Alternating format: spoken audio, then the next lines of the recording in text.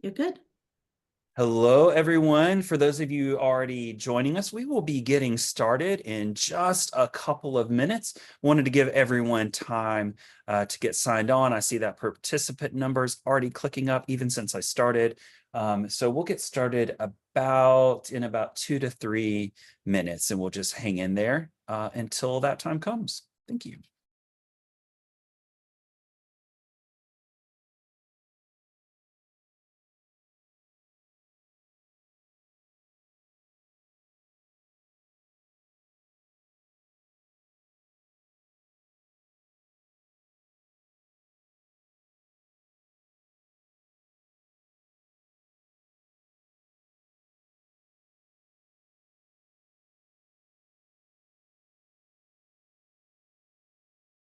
Julian, we can't hear you. Oh, goodness, because I have my mute button on. Thank you for that, Laura. Just to let those joining us right now know that we will be getting started in about 1 to 2 minutes.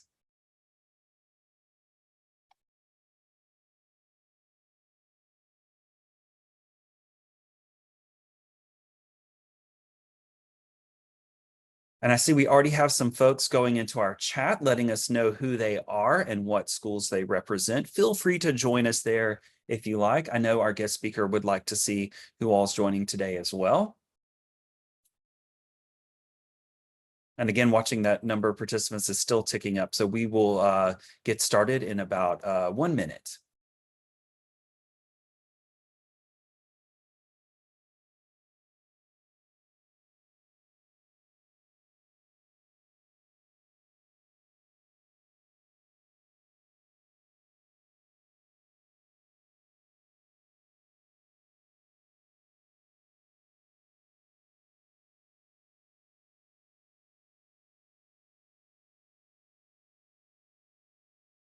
So for those of you just joining us now, we're going to get started in just a minute. If you want to add your name and your school, whether high school or college, or whatever organization you're from, to the chat session, we would love to hear from you.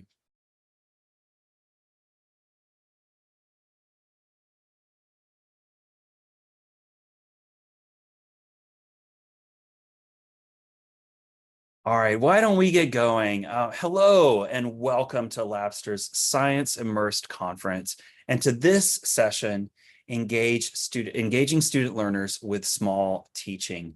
I am just thrilled that you're joining us today. If this is not your first segment today, maybe you've already seen me in an earlier one, but I'm happy to reintroduce myself. My name is Dr. Julian Allen, and I'm the Vice President of Academic Affairs here at Labster. And in just a moment, I'm going to introduce our very distinguished guest speaker. But before we get started, I have just a quick housekeeping note, and that's related to our Q&A. We really want all of you to ask questions throughout the session as you think of them, but we're going to hold them to the end so that our speaker can get all of those at one time.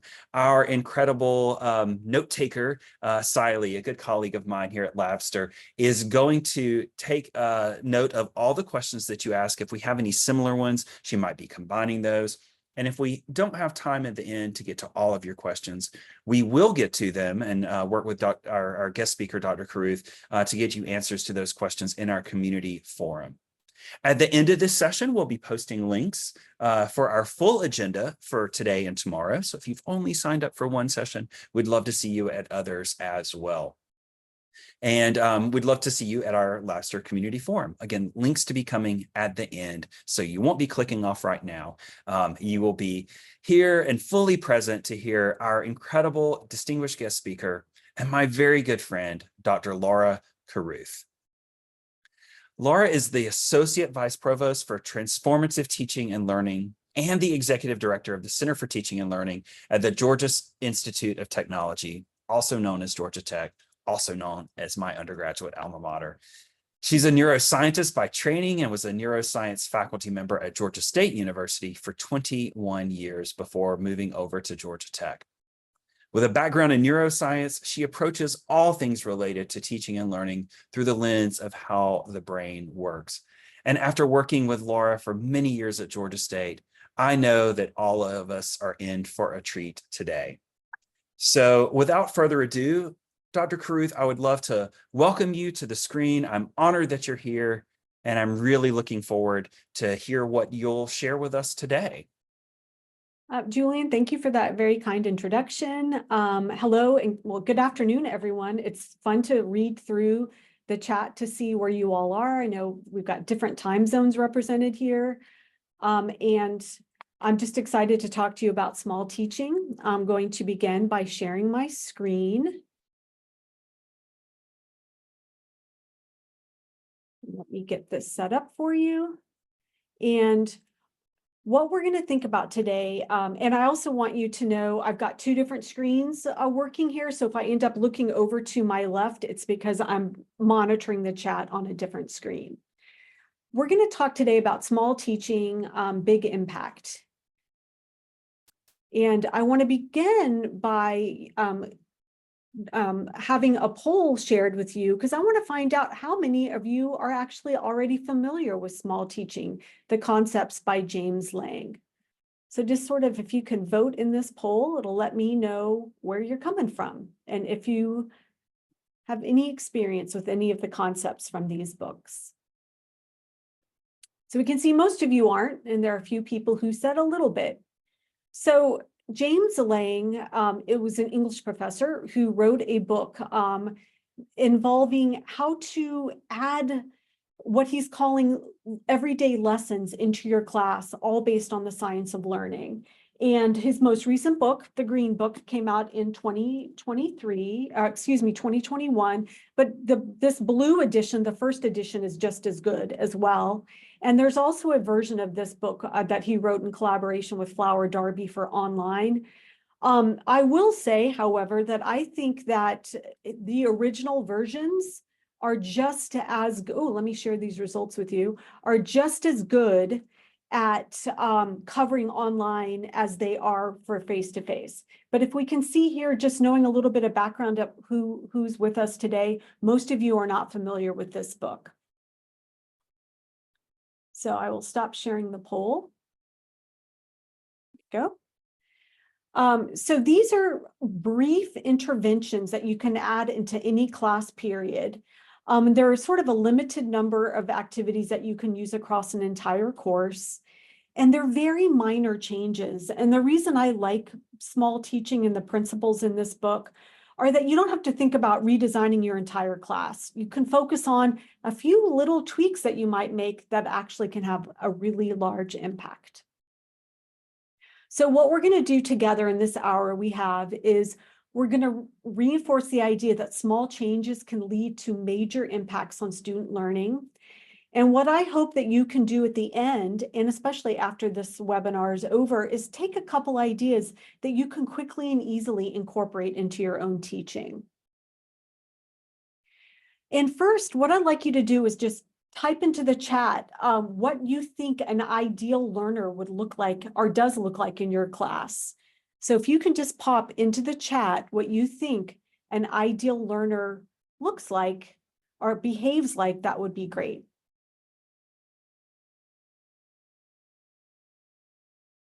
Attentive and asks questions, that's great. No phone or no distractions. Engaged and active. Inquisitive, asks questions, engaged. So we're getting a lot of these things about engaged, curious, asking questions, right? That's what we want to do. So how do we design our learning environment so that you're getting these behaviors from your students? What can you do to be able to do that? And the reason I really like small teaching is that it's going to help you have those engaged student actions, and you're going to see these engaged behaviors. But these little interventions are going to promote continuous cognitive engagement, and they produce really strong results. So small teaching is also an evidence-based practice. There's a lot of research behind the principles that James Lang proposes. And a lot of this focuses on the concept of neuroplasticity, or the brain's ability to change throughout life. And it was because of my understanding of neuroscience and learning that I got really interested in James Lang's work. And what we know is every time you learn something new, you're either strengthening the connections through brain cells, also known as neurons, or breaking these connections. And changes are occurring throughout our lifespans as we're learning new things and as we're even forgetting to do things. And this occurs because of two reasons: genetic, which is just the normal pre-programmed development of the brain. So we have no control over that as instructors, but what we can support is in the environmental element of neuroplasticity. And this is the result of learning something new. And this is the mechanism of how learning occurs. And when you learn, your brain is gradually changing itself by strengthening or breaking too connections between brain cells. And this is just a little bit of background on who your students are. So I saw a lot in the, when people were introducing themselves in the chat, a lot of people were at community college. So maybe some of your students might be on the younger end, like, just out of high school, or dual enrolled in some high school students, or you might have some adult learners as well. When I was first learning about neuroscience quite a long time ago, I was told and taught that the brain modeling, your brain is at its mature self in middle to high school.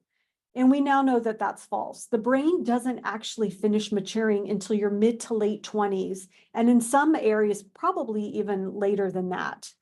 But what I want you to do is look at these different colored brains here at the bottom. And what we're looking at is the ratio of brain cells, lots of neurons, to connections between neurons, or the part of the brain cell that's sending the signal. And what happens over time is you've got a lot more neurons when you're born, and they're kind of pruned away, but they work together better as you get older and are learning things.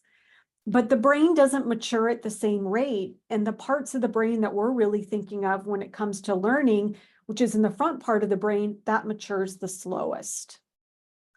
So the brains of typical aged underclassmen are still undergoing a lot of changes in what we call gray matter. So where the neurons are, the actual brain cells, and they're building up and breaking down connections. So your students their brains are still maturing.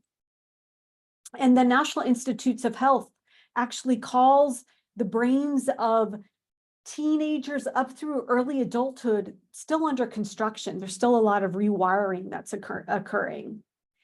And we know that as I mentioned, different parts of the brain mature at different rates.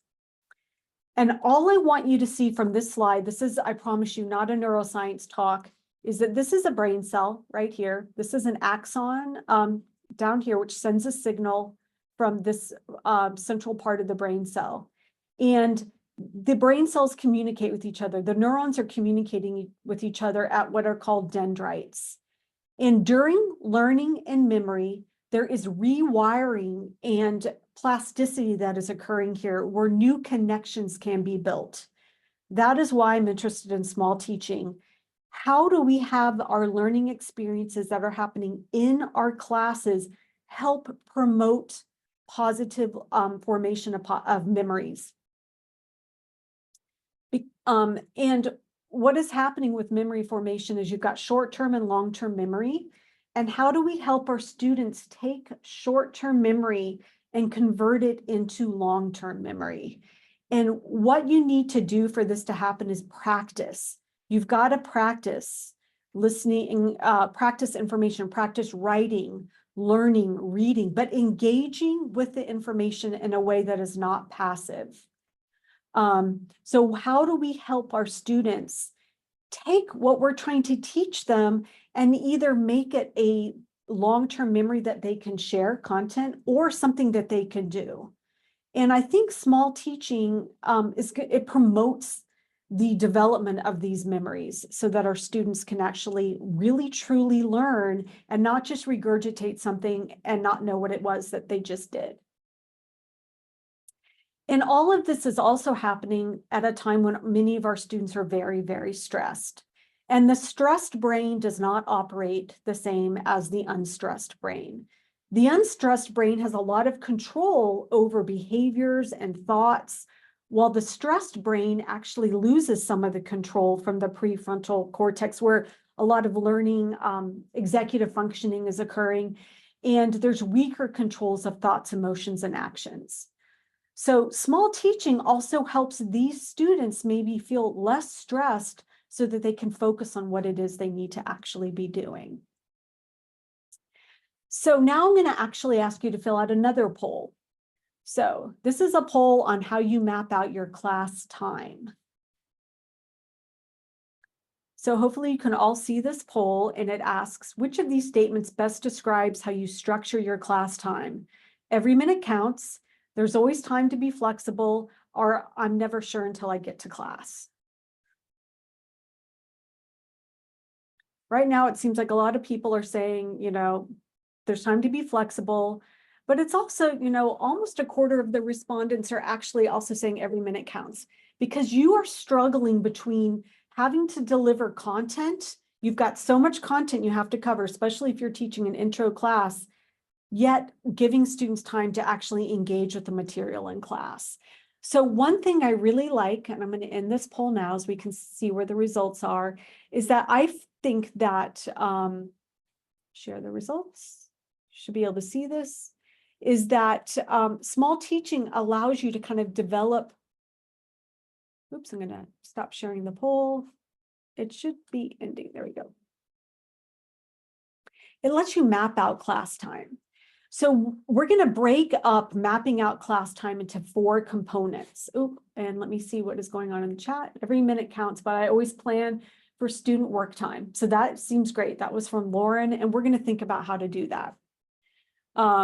Preparation. How do your students come into class to be, ready to learn? The first 5 minutes of class, what do you do regularly during the beginning of class to get started? Hitting pause. When can you pause during class to engage students with the content? And the last 5 minutes, how do you end class? How do you wrap things up? There's been research done on these 4 areas, and most faculty say that they're not good at the last 5 minutes of class, and that they just end up either running out of steam, running out of time, and that they don't end well.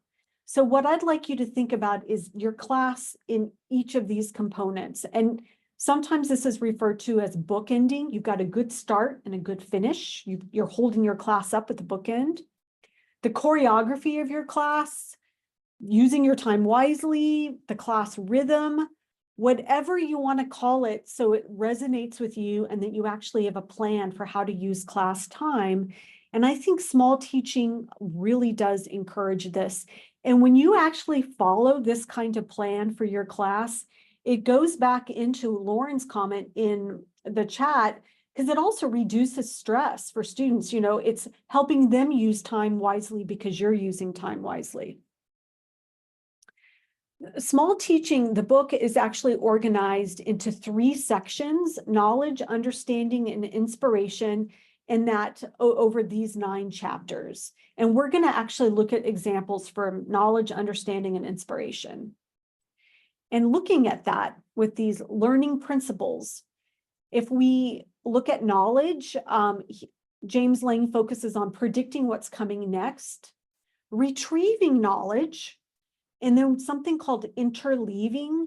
And interleaving is encouraging students to not just sit there and cram for one subject, but to actually either from your class pull in different concepts together when they're studying, or to take a break and move to a similar type subject to study. It's essentially how your brain adapts when you're not just focused solely on one task, but actually taking the time to engage with other concepts as well.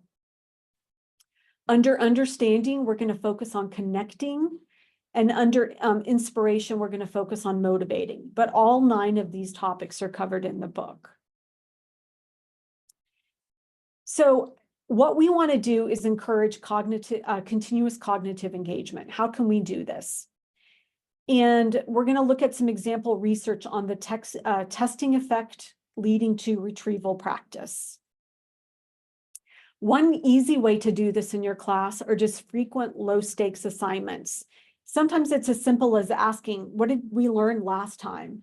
but making sure all students are engaged when you ask them the question. It's not just the few paying it, a few students are paying attention, but really truly making sure that they're active in this task.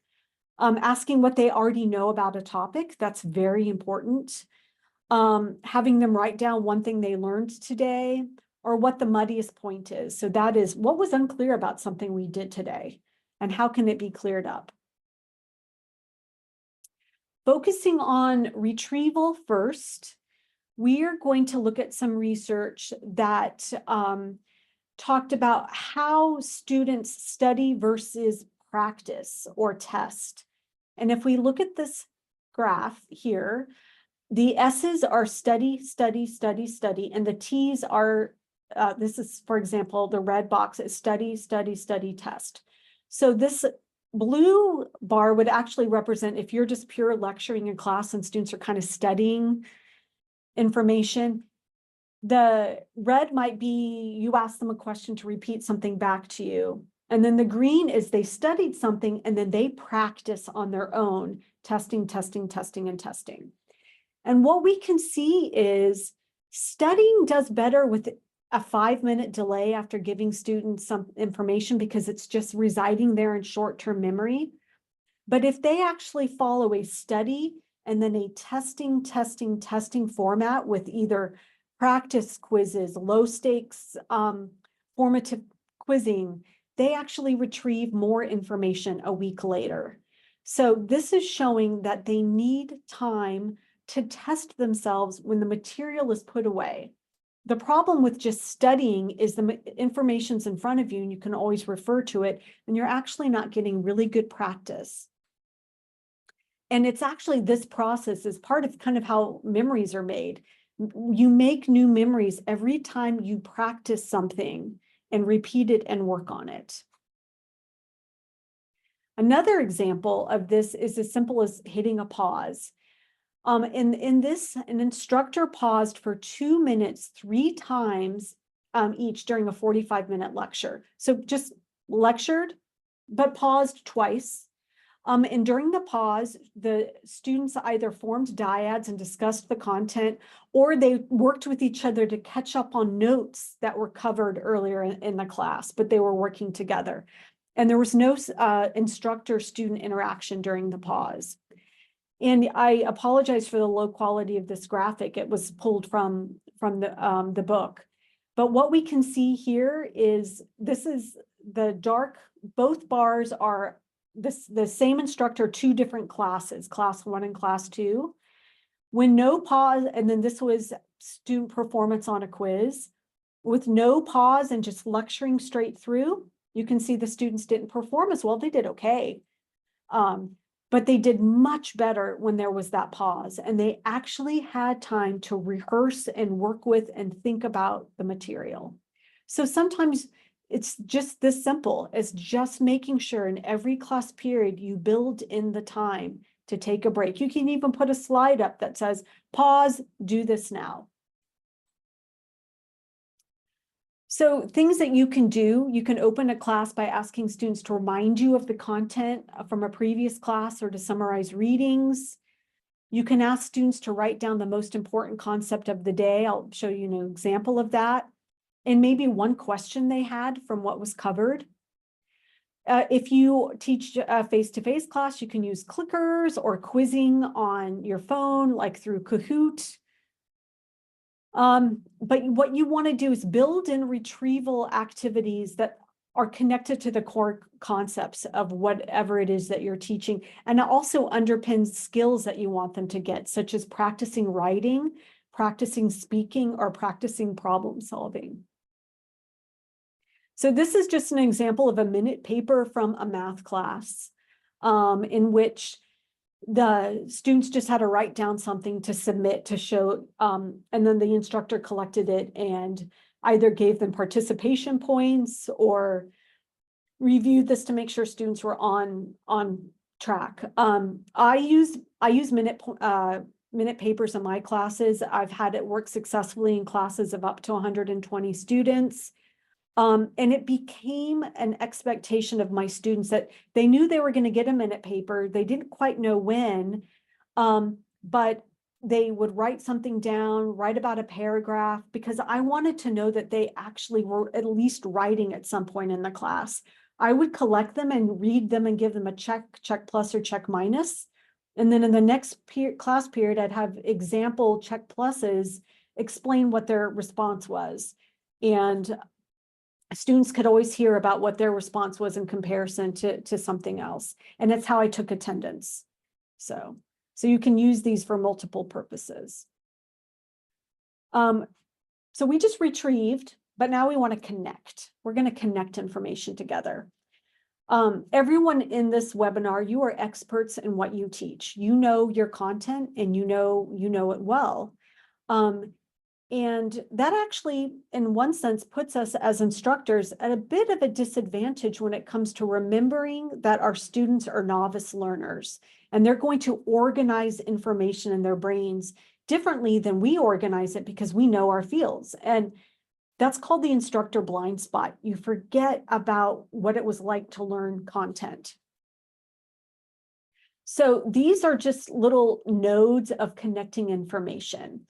And if we look at A and B, you can see those are really simple connections, right? Like here's just linear, even if the things don't actually belong in a linear fashion.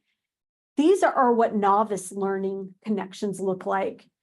In C and D, they represent more intricate ways that the learning connections can be made.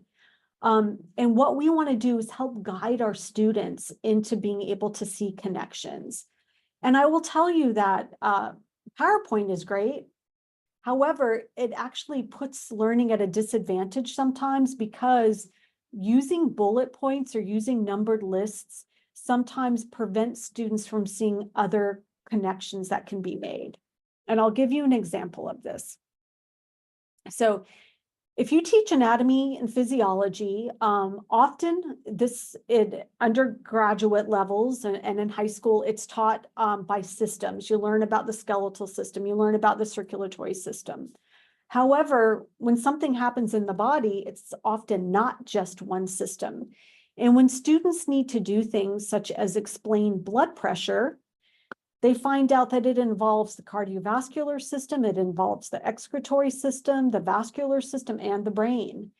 And when it's presented by systems, it's hard for them to make these connections.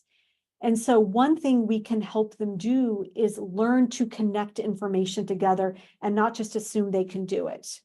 So this is where concept mapping is a great task you can have your students do in class quickly.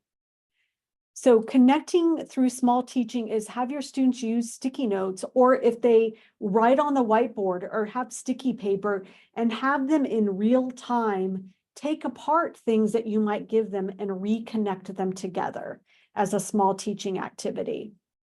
So there are apps that you can have your students use. I actually just use sticky notes in my class, but Post-it Note actually has the Post-it Note app actually is something students can use. This is just an example from physics that talks about the importance of the tilt of the Earth on the axis. And when students actually leave out this component of these kinds of concept maps, they actually have a misunderstanding of why seasons form. So good concept maps also make sure your students are really learning the material the way you want them to learn it, and they're not leaving out important information.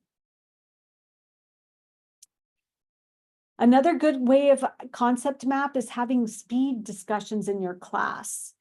And this is where, if it's an in-person class, you can actually have little strips of paper, and students first are randomly assigned a question or a problem or a reading. They work on it, and then they might have a worksheet or something to fill out or an online form that connects what they did to major course themes. So they're first working independently. And then they have 3 speed discussions with other students in the class where the pairs have to connect what they did with what their partner found. And by going through this, and then you share all of those worksheets, every student now has access to all of the other connections.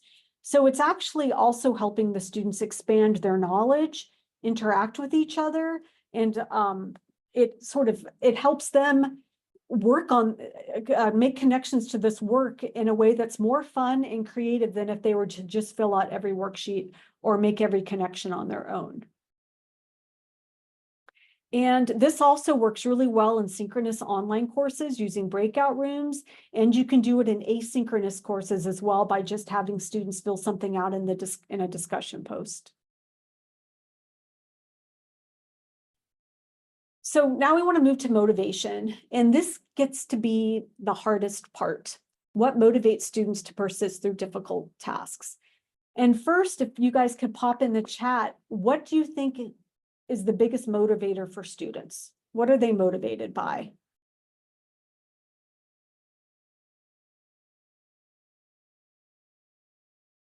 If anybody wants to share something in the chat. To better their lives. So I'm glad you said that. And I wish that was what most students are motivated for, but they do want to motivate their lives. But many of them are motivated by grades. That pops up. Bonus exercises, grades have popped up. So they're very extrinsically motivated to do well. And I do like Mark's immediate gratification. They're also very motivated by that. But if we move up to the first comment, which was to better their lives, that's the intrinsic motivation where we want to get them to be intrinsically motivated to learn. The sad news about neuroscience is there is no neuroscience evidence that students are motivated to learn academic information. However, we can create an environment where they're intrinsically motivated by often connecting to either real-world relevancy, maybe that could be that scholarship, or what they're going to be learning once they get this content out in the real world. And we can also motivate them by connecting them together. So those are two of the strongest motivators for students: connecting what we're teaching to the real world, the why you're learning this, and helping them see connections with each other. And so I will say that sometimes the element of motivation can be the hardest part, especially when students really are struggling with all sorts of external factors in their lives. Using small teaching and building this motivation into the class actually can help with this, because they're not just sitting there learning, but they're actually getting to engage with each other as well. They're not just sitting passively. So with our meta moment here, we want to think that we've talked about retrieving. So we're going to put the information in their brain, give them time to practice, and use it in class. We're going to help them make connections with what they're learning in class with the real world, as well as with other concepts together, maybe with past classes, or help set up the next class. And we're going to help motivate them by letting them see, be connected with each other and connected with how maybe something you're teaching is connected to an article in the newspaper or connected to something that you know an employer is looking for, helping them do that. But through the rest of the book, you're going to be able to see all the other elements of James Lang's overarching concepts. So now I want you to think about your own class. And if you can pop into the chat, if you think which of these things you think you're not as good at: getting ready for class, getting the first 5 minutes of class, hitting pause, or the last 5 minutes of class. Just pop into the chat. Which of these things do you think you might struggle with the most? How to start, how to stop in the middle, or how to end? Hitting pause, hitting pause. I saw one last 5 minutes, last 5 minutes, first 5 minutes. And so there are struggles with each of these. Sometimes the first 5 minutes isn't even because of your class, but students are walking across campus, and no matter what, they're just going to be a few minutes late. Or the last 5 minutes, students are already packing up to leave because they've got to get to their next class. It can be very hard to engage these, but you really want to think about the time within the class. So you will have an inventory that is shared with you that was developed by my colleagues at the University System of Georgia from a workshop on small teaching that was run in 2018. And we've just been using this inventory because it's been so successful. And it's organized by those categories. So the first is preparing to learn. So you reserve a small part of quizzes or exams for frequent questions that require students to draw on prior course content. If you can, you arrive at class early to get to know your students. You can just, I'll let you read through these for just a few minutes.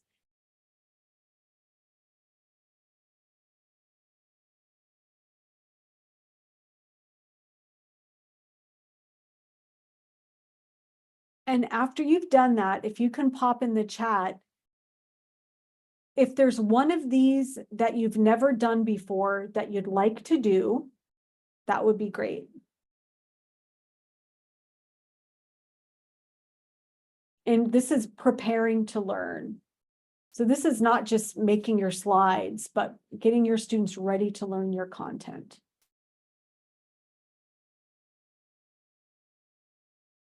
You can just pop the number in. You don't have to write out the actual concept.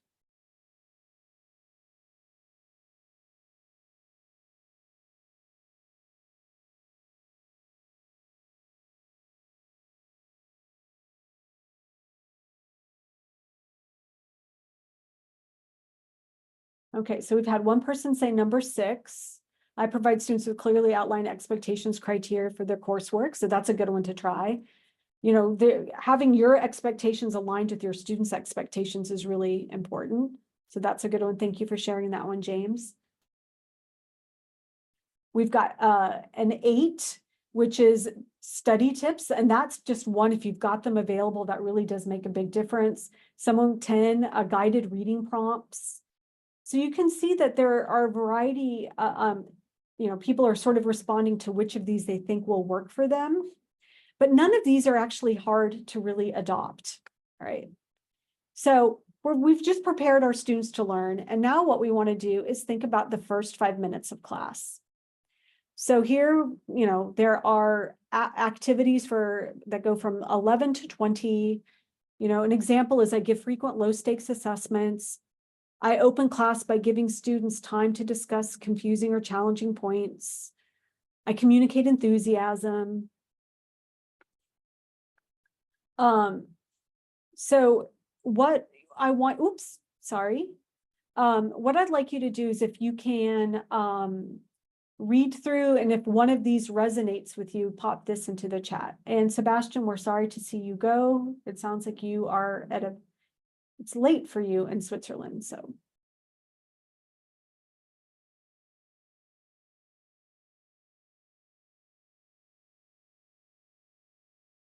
Okay, so 13's one, open class by asking students to recall and reflect on their prior learning. We got 2 13's, that's great.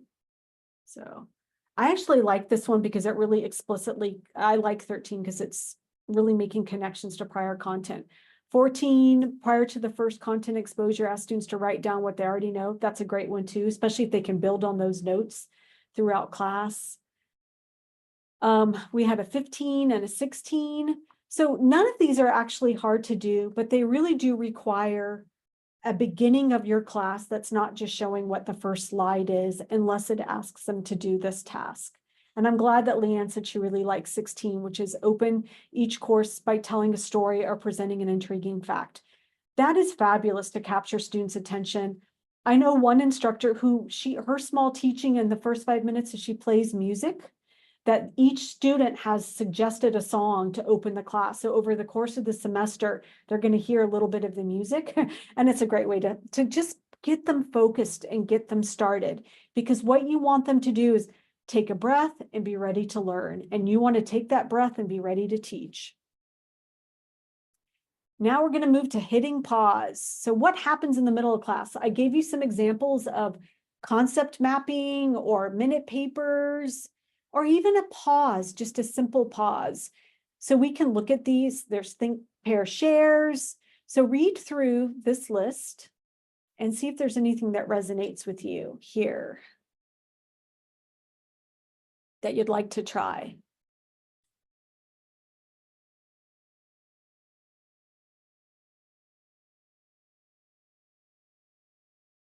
We got a 29, create spaces for students to explain or reflect on their learning. That's great.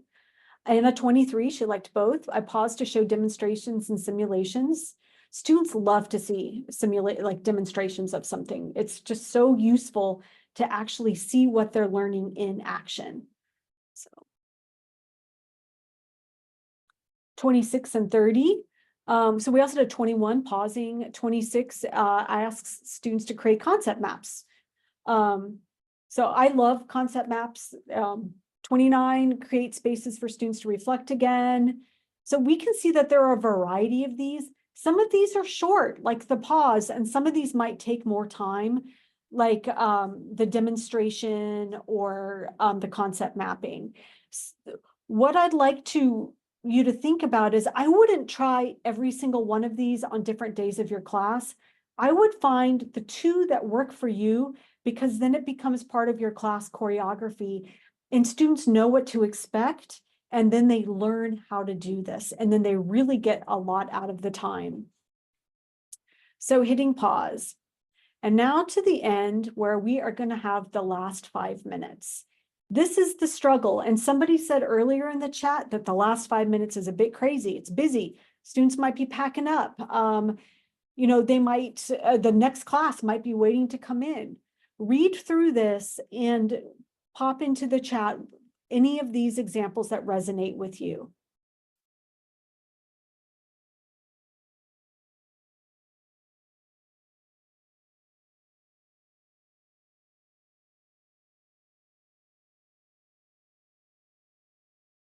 Way to number 34 by posing a question that will be answered the next class or in the reading.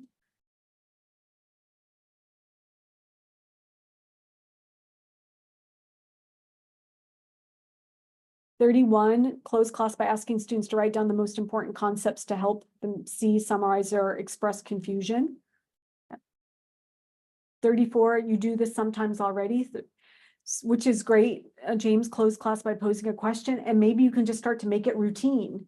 What ends up happening is what we start to do is we start to feel like the content is driving everything and you don't have a chance to end well. Think about their learning and say, which of these activities, covering one more slide or giving them a chance to practice something in class, is going to help with learning. And I really think that ending well also helps students know, hey, this is the end. This is what I'm going to be doing next. We also had a 39, provide opportunity for students to tie the TASE material into context outside of class. I love that one too. So try to pick one that lets you have a good beginning, a good middle, and a good end. And so you will have access to a PDF of the checklist. What I hope that you'll do is go through and think about the ones that you checked rarely, and maybe pick 1 or 2 that you can actually try in your class.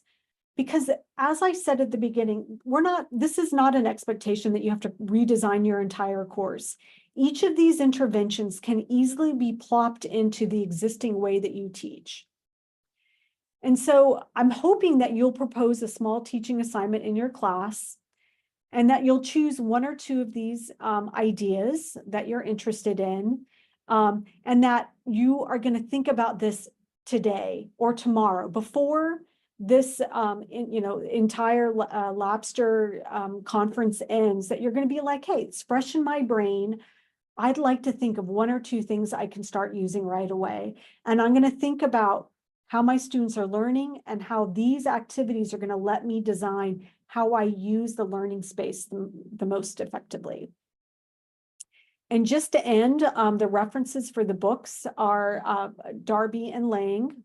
And that I also would like to share the Elizabeth Barkley's book, Interactive Lecturing. She's got a lot of really good examples in her book. If the things on the inventory didn't resonate with you, please look at Elizabeth's book. And then I also want to recommend James Lang's teaching series from the Chronicle. This has not been updated in a while, but all of the things that he did were really great examples. Faculty Focus free newsletter also has examples, and then the Teaching in Higher Ed podcast often focuses on these in-class activities as well. But my recommendation is to pick a few, focus on them, and let them become what your students are expecting from you and how class will be designed and organized. And with that, I will stop sharing and we'll open this up for questions. Thank you, Dr. Carruth. There's quite a few questions in the Q&A section, so I'm going to pull some of them out. Some of your examples for concept mapping were for in-person classes. What might you recommend for online instructors? So that's a great question. There are some online synchronous concept mapping tools. So the one I did show was using sticky notes, and the reason I showed that is they can move around. However, there is online concept mapping tools that you can use. And sometimes you can even have students build their own example of an online concept map through like the tools in PowerPoint or the tools in Keynote can allow you to be able to do that as well. But what I showed is one example of concept mapping. So I would Google concept mapping. The other way you can sort of do some concept mapping is if you do things like Padlet in a class, you can also connect their Padlet notes together. So there are a lot of tools versus the one I showed for in person. So thank you for that question. It's super helpful. I've seen this come up quite a bit, so I'm just going to summarize a few questions here. But how do you recommend managing time constraints when incorporating small teaching strategies, especially in courses with tight schedules or large class size? That's a great question. So I struggled with this myself in the classes I was teaching, and I was trying to balance covering all the content that was expected of me and then also showing at the end that my students had learned something. And I really felt like as soon as I started adding active learning, just initially active learning, not even based on small teaching to my class, the students seemed more engaged. They were asking more questions, and I felt like their performance on the assessments was better. But then I also realized because I had a large class, I needed to manage my class time better.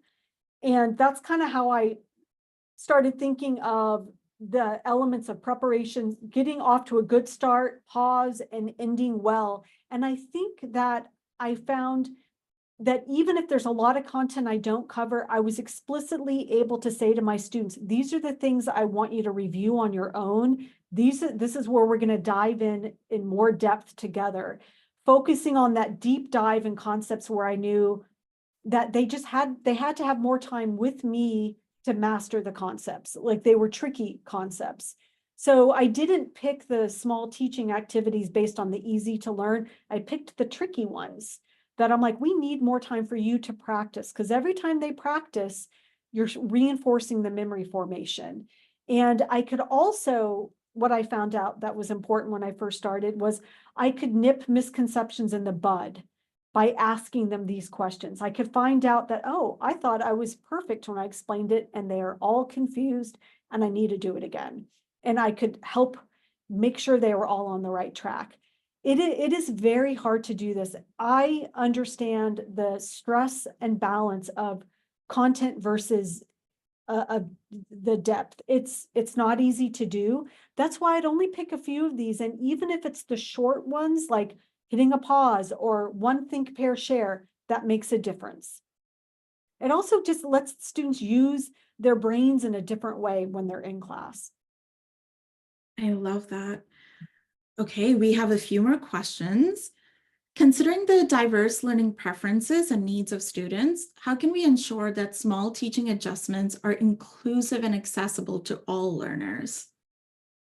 So that's another great question. And I think what you can take like universal design for learning principles and think about those as you're deciding which of the small teaching elements that you're going to have in your class. I would, I think that you've got everything from students who might be incredibly shy, who may not want to talk to another student in class. You don't want to have all of your interactions be interactions where students necessarily have to engage with each other. but you can have them use things that you would have everyone in your class do, even if you're using a universal design principle in class. Like if you're going to have them write something, giving them the time to write it. And sometimes another thing that helps with students from varied backgrounds is anonymous engagement in these kinds of activities where they don't feel like they're going to be graded or judged. And sometimes it could just be a quick thing where you're going to have them write it down, but you're not going to collect it. And you can say, hey, if you aren't sure about your answer, we're going to go over this one. And if you'd like to talk about it with me, come and see me. So I think that you can match which of these small teaching activities works really well with the class that you're teaching, and thinking about those principles of inclusion and design.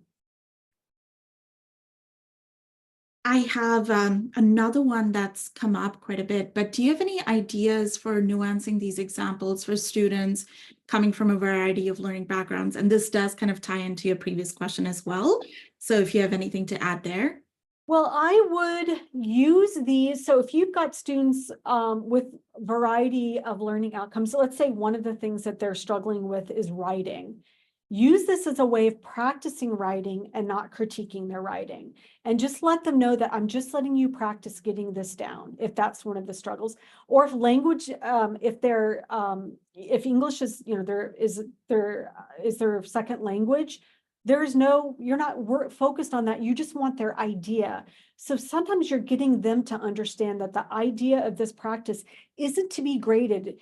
This should be to help them learn.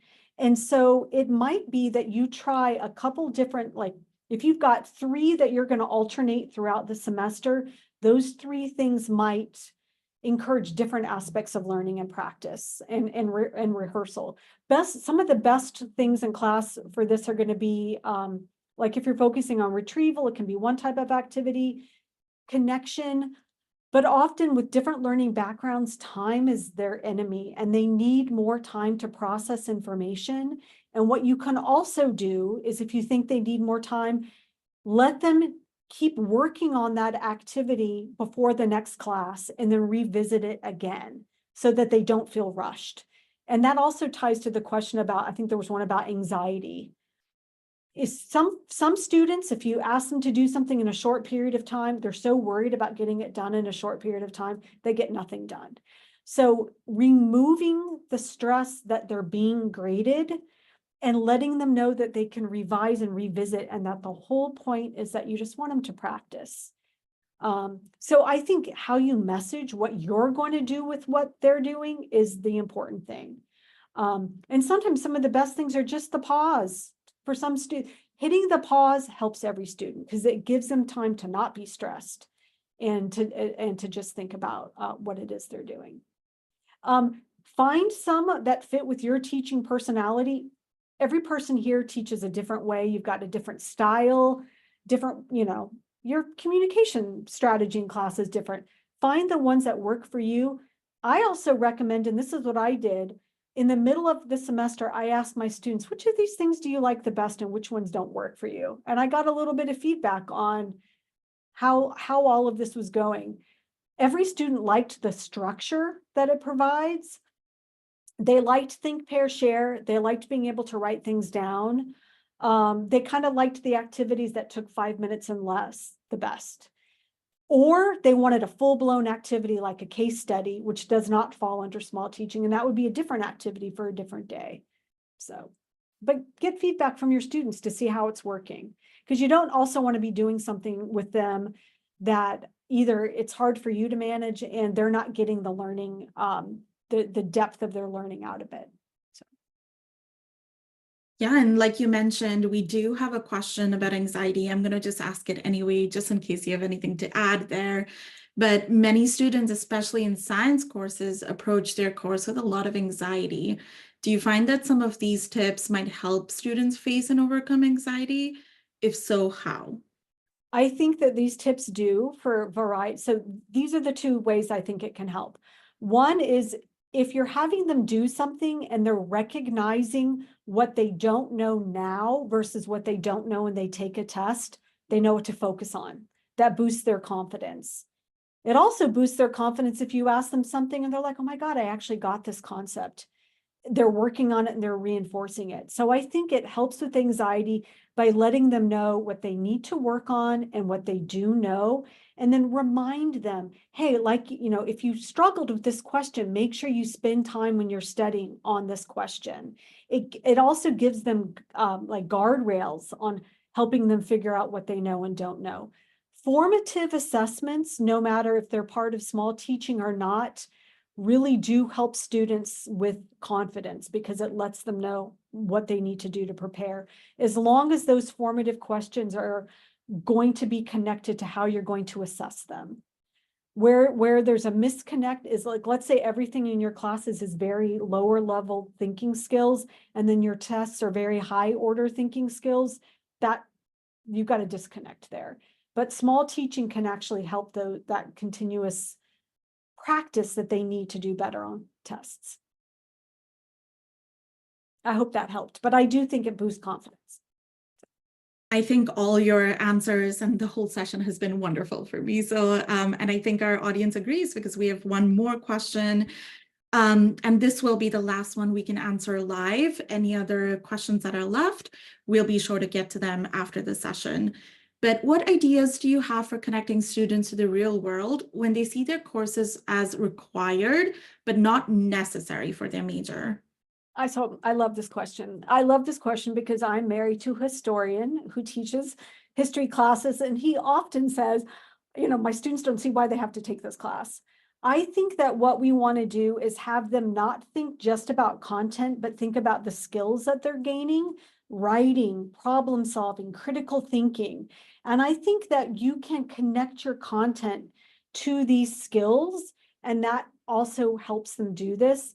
And let them also think about that this course isn't just that you're checking a box, but it's helping them learn how to learn, and help connecting that this course is helping you gain metacognitive skills. It's letting you figure things out. So there are resources, like you can go to NACE, which is the National Association of Colleges and Employers, that helps you see how to connect courses to competencies. And I know that we don't think that our job is to teach these career competencies, but we do have, I think, an obligation to help students see what they're learning and how it connects to the next steps of their lives. So I recommend looking at NACE. Also, the American Association of Colleges and Universities has really good ways of helping you see. There's something called value rubrics, and these rubrics help students articulate why an assignment might let them practice something that can be connected to the real world relevancy. It's not always connected to what the small teaching is, but maybe the small teaching example could be connected to something they're reading in a paper, or something that is a current trend that you just think that they need to practice and know. So I think you can make the real world relevancy both through small and large teaching, which is the bigger assignments in your class. So. Wonderful. That's it from the Q&A section. Julian, I'll hand it over to you. Yeah, I'll jump in. Dr. Carruth, it is always such a pleasure to listen to you because it's so representative of so much time and effort and thought that has gone into your teaching practices. So I always feel like I'm getting a master class in teaching whenever I get a chance to hear. Yeah. One of the things that stood out to me just very quickly was how you bring your students into the picture of getting feedback from them on what's working and what's not. I think that into itself, right? You've got all these ideas and then you ask them, what's working for you today? I'm betting, and maybe you can tell us, do you get different responses from different classes, like different groups that kind of have their own way of thinking? I think the responses are different if it was a lower division versus an upper division course. And I think that especially for the lower division courses, like that 1000 and 2000 level, they need practice with these tasks, and they need to not view it as busy work. And sometimes, depending on the question you're having them do or what they're doing, they're like, I don't see why I have to do it. Yet, if you ask them at the end of the semester, they're like, oh yeah, those things really helped me learn. So sometimes students don't know that why things are set up to help them learn, in the moment, but then when they reflect on it at the end, they're like, okay, I think that was a good activity. I do think that we need to be implicit with students, excuse me, not implicit, explicit is what I'm trying to say, and say, this is why we're doing it this way, that this is a strategy that's going to help you master this material better. And just share why you're doing it with them. I'm doing this because evidence shows these strategies help.